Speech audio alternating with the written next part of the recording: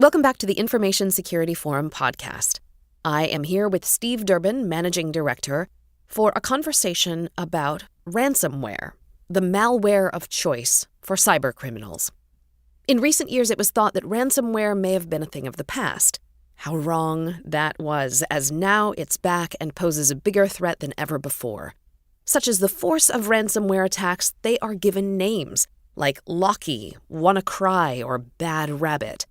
And like hurricanes, they hit unexpectedly, spread at speed, and can cause catastrophic damage. According to the Verizon 2017 Data Breach Investigations report, the use of ransomware to extort money from victims is escalating. The report indicates a 50% increase in ransomware attacks compared to last year.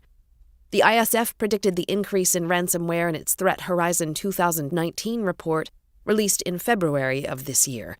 Steve, I'm sure that ISF members, and indeed all organizations that have been affected by this kind of attack, would like to know what they can do to reduce the risk from strains of ransomware. So, Steve, what areas do you feel will become attractive to cybercriminals in 2018? One of the things that we have noticed is this increase in malware.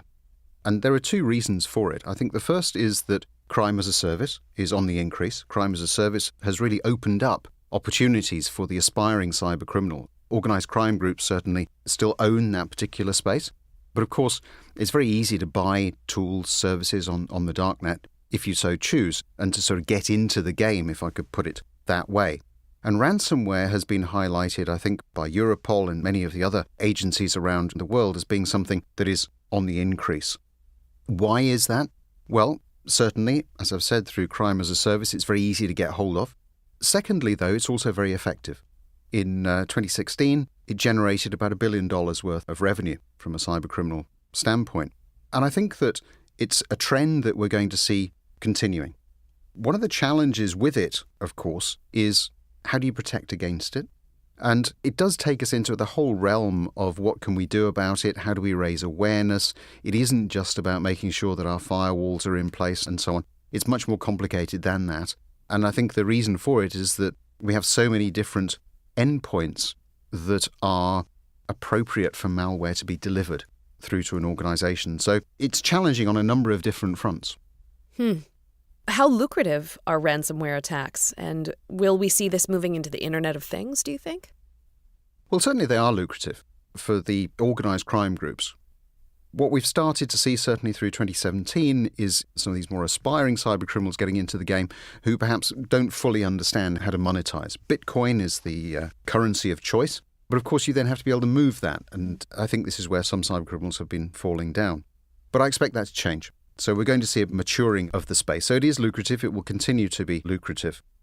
Why is that? Well, because very many organizations and indeed individuals, of course, are prepared to pay because you need to have your data. You haven't backed it up as well as you might have done. You haven't protected it because, of course, it's never going to happen to you. And I think the other thing about ransomware that we need to understand is that actually it is fairly simple to inject. You can do it simply by having people visit websites. You can have it through phishing emails, a whole range of different ways in which you can actually get the ransomware onto devices. And then you really are down to just letting the user click and go, and you're in. So it's attractive, I think, for all of those reasons. And yes, of course, it is lucrative because there's a large number of people out there who are just prepared to pay the money in order to get access to their data. How do you trust a cybercriminal once you've paid ransom? Well, in the good old days of cybercrime, ransomware was founded really on this trust paradigm. If you think about it, a ransom is you can only ask for a ransom if you can guarantee getting payment, because otherwise the business model tends to fall over. So you may well drop some ransomware onto my device, ask me for a certain amount of money. The smart cybercriminal would pitch that at a point that you considered it not too much, but certainly a reflection of the value of your data. And you would really trust the cybercriminal that if you paid the money, to give you access to your data. And that was the way that it worked, because in order for it to be an effective business model, you had to trust, otherwise you wouldn't pay. And if you don't pay, then there's no point in carrying out the scam, is there? One of the challenges we're now seeing, of course, with some of these more aspiring cybercriminals who are perhaps buying ransomware through crime as a service, is that they aren't following the rules. So they're spoiling it for some of the more mature organised crime groups. As I say, I do expect that to change, and ransomware isn't going to go away anytime soon. But certainly we've seen a little bit of a shift with some of these new market entrants in this particular space. You really are the only person I ever discussed the business model of crime with. What should organizations be doing to protect and prepare for imminent attacks? I think there's a few things. First of all, you have to focus on the basics. You do have to patch. You do have to put in place your software updates. Secondly, it is about awareness. I think organizations have always struggled with security awareness, but in this particular area, it is fundamental. Users need to understand that they need to think before they click.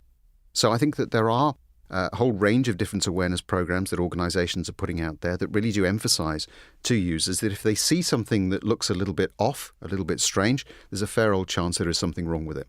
Don't click on it. Send it to the appropriate department and let them handle it. But in order to do that, of course, you have to communicate that message so that users are very aware of it. And so again, I think it's about really trying to hit on some of the things that end users can relate to. And for me, it's always about what really matters to me as an individual, probably not the business element. So focus more on some of the home elements. Think about how you can help end users protect themselves from, when you look at things like mobile banking platforms, for instance, how they can protect their children online, because those are the areas that people tend to remember. And then what you find is they bring that back into the workplace. So we need to focus on the basics. We need to really up our game when it comes to awareness and education. We need to really work much better in a collaborative environment at two levels.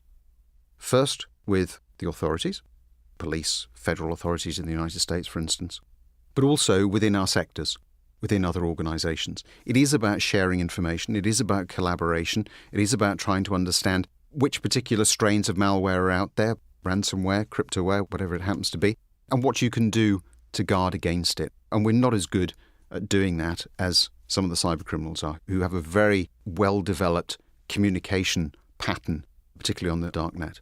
So I think we need to up our game in that particular area as well. Interesting. As always, so much to consider. It's clear that organizations need to start gathering threat intelligence to protect themselves from this increasing stream of ransomware attacks, especially if those criminals aren't going to play by the rules. You are always reinforcing that, as well as the technical protection an organization must put in place, creating a cyber-savvy workforce that takes information security seriously, all while fostering a culture of trust.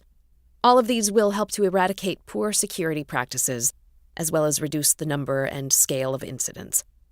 For more information on the evolution of ransomware and for guidance on what you can do to prepare for and reduce the risk from ransomware attacks, visit securityforum.org.